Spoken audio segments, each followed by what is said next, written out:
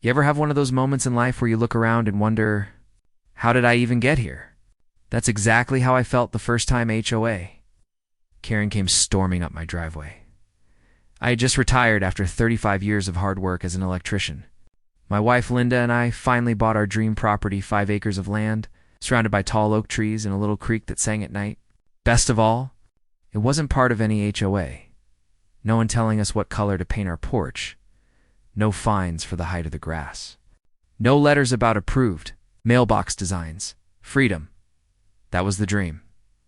But not everyone saw it that way. One Saturday morning, I was on the porch sipping coffee when I saw her. A woman in her late 50s, short blonde haircut, sunglasses, even though it was cloudy. She marched up my gravel driveway like she owned the place. "Excuse me?" She barked before I could even say good morning. "This property falls under the jurisdiction of Maple Creek HOA, and you need to attend the next meeting. You're in violation of multiple codes." I blinked. "Ma'am, I don't live in an HOA." Her lips curled into something between a smirk and a sneer. "Oh, you do now. We recently expanded our coverage. Your driveway, your shed, even that little fence, everything here falls under our rules." I laughed nervously, thinking it was some kind of misunderstanding. "With respect, this land has been independent for over 100 years. I checked before buying." She crossed her arms. "We'll see about that." And just like that, she turned and stormed away, heels clicking on gravel. Linda stepped out of the house, towel in her hands. "What was that about?" I shook my head. "Trouble, Linda. The kind that wears perfume and carries lawsuits." At the time, I thought maybe she'd just let it go. People talk big, then move on. But I was wrong, dead wrong. Because 2 weeks later, a knock came at my door, and this time it wasn't Karen. It was a manila envelope with my name on it. Inside, a lawsuit. Karen had actually sued me for refusing to comply with HOA bylaws. Linda gasped. "She can't do that. We don't even live in their neighborhood." I swallowed hard, a pit forming in my stomach. Looks like she's about to find out just how wrong she is. The first thing I did was call my neighbor, Jim. He'd lived in the area for decades. "Jim," I said over the phone, "you ever heard of this Maple Creek HOA?" He chuckled. "Heard of them? That lady running it, Karen, she thinks she owns half the county. She tried to fine me for keeping chickens last year. Problem is, my land isn't under their map either. She's pushy, but most folks ignore her. Well, she didn't ignore me. She sued me." There was a long pause. "You're kidding?" "Nope. Got the papers right here." Jim whistled. "Son, you better get a lawyer." And so I did. When I explained the situation to my attorney, he almost laughed. "She sued you for living outside her HOA." "Exactly, Mr. Turner," he said, leaning back in his chair. "This is the most ridiculous case I've ever seen. She has no jurisdiction over you. This'll be open and shut." I wanted to believe him. But part of me was nervous. Lawsuits weren't cheap, and Karen seemed determined to make my life miserable. She'd even started harassing us directly. One afternoon, Linda caught her taking pictures of our shed. "What do you think you're doing?"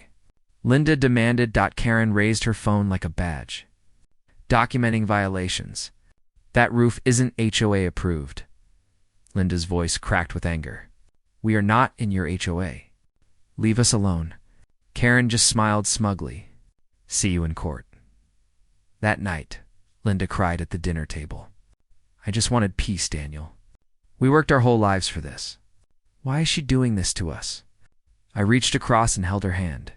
"Because bullies don't know how to stop until someone makes them. And that's exactly what I'm going to do." The court date was set. I prepared every document, property records, maps from the county. Even the deed showing clearly that our land had never been part of any HOA. Still, Karen walked into that courtroom like a queen. She wore a bright red blazer and carried a stack of papers 2 inches thick. Behind her sat 3 HOA board members, glaring at me like I was some outlaw trespassing on their empire. When the judge entered, everyone rose. My heart pounded. Linda squeezed my arm. "Don't worry," she whispered. "Truth is on our side. But then Karen stood up and began to speak, and I realized just how far she was willing to go. Karen spoke like she was delivering a sermon. "Your Honor," she began, "the defendant has flagrantly violated Maple Creek HOA bylaws. His shed is not approved, his mailbox is unregistered, and his fence is 2 feet taller than regulations allow. He is disrupting the harmony of our community." The judge frowned. "Mrs. Reynolds, are you certain this property is within your HOA's jurisdiction?" Karen smiled confidently. "Absolutely. We expanded our boundaries last year. It's all in the paperwork."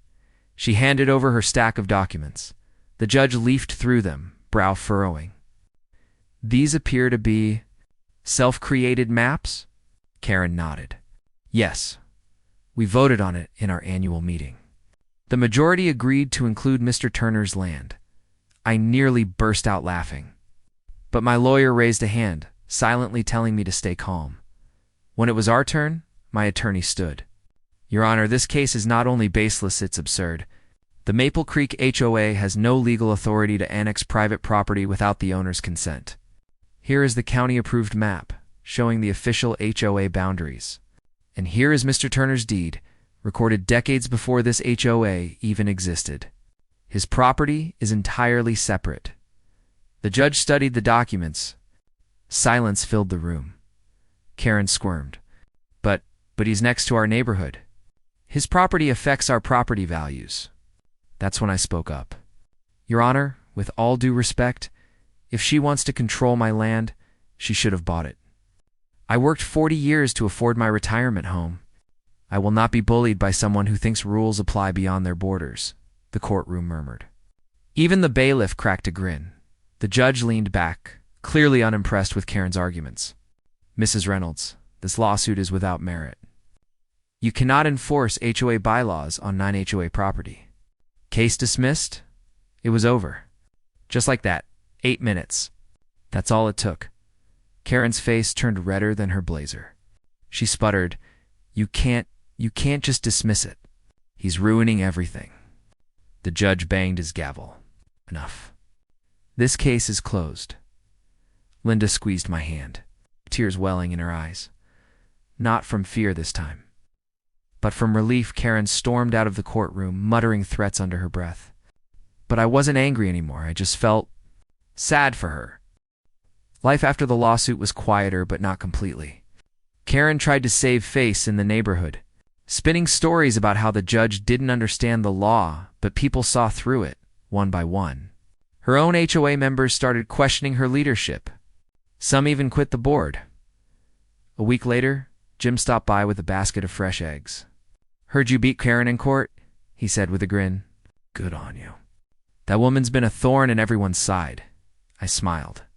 "I didn't just beat her, Jim. I shut her down legally. Now she knows she can't touch anyone outside her borders. But inside, I felt something else too. A kind of HEAV. That night, Linda asked me, 'Why do you look so serious?' We won. I stared out the window at the moonlit trees. We did. But I keep thinking about Karen. What kind of emptiness drives someone to make other people miserable just for control?" Linda was quiet for a moment. Then she said softly, "Some people spend their whole lives trying to fill a hole in their heart with power, but it never works. We're lucky, Daniel. We chose peace." Her words sank deep into me. And maybe that's the real lesson in all this.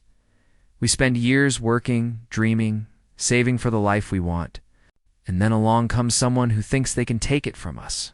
But in the end, truth stands stronger than control. To anyone watching this, maybe you've had your own Karen. Maybe it wasn't an HOA. Maybe it was a boss, a neighbor, or even a family member who thought they could control you. Here's what I learned. You don't have to fight with anger. You fight with truth, and the truth will always set you free. I leaned over, kissed Linda's forehead, and whispered, "We're home, finally, and no one can take that away from us." The creek sang outside. The oaks stood tall, and for the first time in months, I slept in peace. For more interesting and heart-touching stories, hit the subscribe button now.